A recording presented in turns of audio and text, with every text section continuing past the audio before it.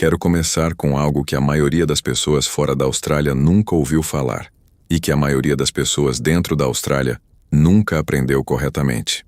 No dia 11 de novembro de 1975, à 1 p.m., o governo eleito de um país inteiro foi removido do poder. Não por um golpe, não por uma revolução, não por uma tomada militar, por uma carta, lida em voz alta nos degraus do parlamento. E em questão de horas, o primeiro-ministro da Austrália, um homem que havia sido democraticamente eleito por milhões de pessoas, havia desaparecido. O homem que o removeu não foi eleito por um único eleitor australiano. E a pessoa que autorizou tudo vivia em Londres. Isso não é uma teoria da conspiração. Está documentado. Está no registro oficial. E esta é a história que nunca colocaram nas manchetes. Para entender o que aconteceu naquele dia, você precisa entender uma coisa sobre a Austrália que a maioria das pessoas, incluindo a maioria dos australianos, ignora silenciosamente. A Austrália não é completamente independente. Técnica, legal, constitucionalmente, a Austrália é uma monarquia constitucional. O chefe de Estado não é o primeiro-ministro, não é um funcionário australiano eleito. É o rei da Inglaterra, atualmente Carlos III. Antes dele, a rainha Elizabeth II. E o rei ou a rainha é representado na Austrália por uma pessoa chamada o governador-geral. É aqui que fica interessante. O governador-geral é nomeado, não eleito, não escolhido pelo povo australiano, nomeado. E em 1975, essa pessoa era Sir John Kerr. Kerr tinha um poder escrito na Constituição australiana, um poder que havia existido desde a Federação em 1901. Um poder que em 74 anos nunca havia sido utilizado. Seção 64. Os poderes de reserva. A capacidade de demitir um primeiro-ministro em exercício. Ninguém pensou que alguma vez realmente aconteceria. Era considerado uma relíquia constitucional, uma formalidade de uma era colonial, um poder teórico que existia no papel, mas pertencia a um século diferente. Até 11 de novembro de 1975. O primeiro-ministro em 1975 era Gough Whitlam, e se você sabe algo sobre a história política australiana, conhece esse nome. Whitlam não era um político tranquilo. Chegou ao poder em 1972, após 23 anos de governo conservador, e se moveu rapidamente. Saúde universal, educação universitária gratuita, reconhecimento da China, retirada do Vietnã, direitos sobre a terra para os aborígenes australianos. Em 3 anos, mudou mais sobre a Austrália do que as 2 décadas anteriores combinadas, e fez inimigos.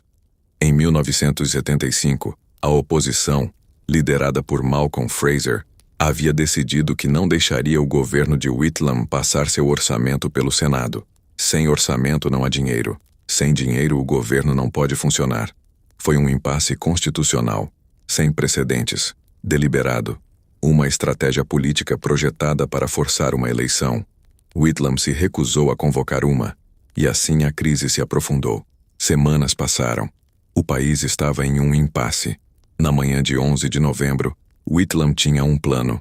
Ele ia convocar uma eleição de meio Senado, forçar a questão através de um mecanismo diferente. Era ousado, poderia ter funcionado. Ele foi se encontrar com o governador-geral John Kerr para informá-lo deste plano. Ele nunca teve a oportunidade de implementá-lo, porque Kerr tinha seu próprio plano. Nessa reunião, antes que Whitlam pudesse falar, Kerr lhe entregou uma carta. A carta invocava os poderes de reserva sob a Constituição australiana. Demitia Whitlam como primeiro-ministro, com efeito imediato. Whitlam estava sentado naquela sala, segurando a carta, tendo sido removido do poder por um homem pelo qual nenhum australiano jamais havia votado. Em questão de horas, Malcolm Fraser, o líder da oposição que havia engenhado a crise orçamentária, foi empossado como primeiro-ministro interino. E a 1 p.m., nos degraus do parlamento em Canberra, o secretário oficial leu a proclamação dissolvendo ambas as câmaras do parlamento. Uma multidão se reuniu. Não estavam tranquilos. E Whitlam, de pé naqueles degraus, disse algo que os australianos ainda lembram hoje. Bem podemos dizer Deus salve a rainha, porque nada salvará o governador-geral. A eleição foi realizada. Fraser ganhou. Whitlam havia se ido, e a Austrália seguiu em frente. Ou não. É aqui que a história oficial termina. E é aqui que as perguntas começam. Porque a demissão em si, controversa como foi, está documentada, explicada, debatida em cada sala de aula de política australiana.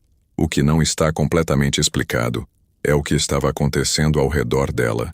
Em 2020, documentos classificados foram finalmente liberados pelos Arquivos Nacionais da Austrália. Documentos que haviam sido selados por 45 anos. E o que mostraram foi isto.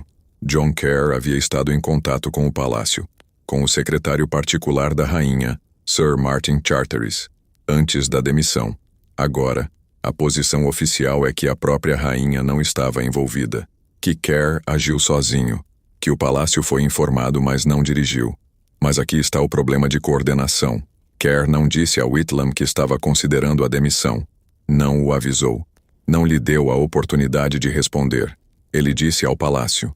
Um governador-geral, nomeado não eleito, removeu um primeiro-ministro democraticamente eleito, em comunicação secreta com uma casa real em Londres, sem avisar o homem que estava prestes a demitir, e os documentos confirmando esta comunicação foram selados, por 45 anos, não classificados por segurança nacional, não escondidos para proteger fontes de inteligência, selados. Agora não estou te dizendo o que isso significa, estou te dizendo o que os documentos dizem, estou te dizendo o que a linha do tempo mostra. E estou te pedindo para sentar com uma pergunta simples. Quando um funcionário não eleito remove um governo democrático, em coordenação com uma casa real estrangeira, e os documentos provando essa coordenação ficam guardados por quase meio século, como você chamaria isso? A demissão de 1975 é ensinada nas escolas australianas. Está nos livros de história. Não é um segredo.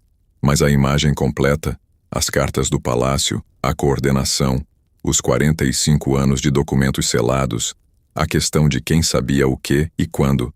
Essa parte é mais silenciosa. E aqui está o que continuo relembrando. A Austrália é um país que votou em um governo. Esse governo foi removido por uma carta, por um homem pelo qual ninguém votou, em comunicação com uma casa do outro lado do planeta. E dentro de uma geração, tornou-se uma nota de rodapé. Não porque não fosse importante, não porque não estivesse documentado, mas porque a história que a substituiu, a eleição, o resultado, o seguir em frente, era mais barulhenta. É assim que você apaga algo sem queimá-lo. Você não destrói o registro. Você apenas torna a história substituta mais conveniente. Se você quiser se aprofundar mais, as cartas do palácio são públicas agora. Os arquivos nacionais da Austrália as têm. Leia-as você mesmo. E uma vez que você veja a coordenação, você não pode deixar de vê-la.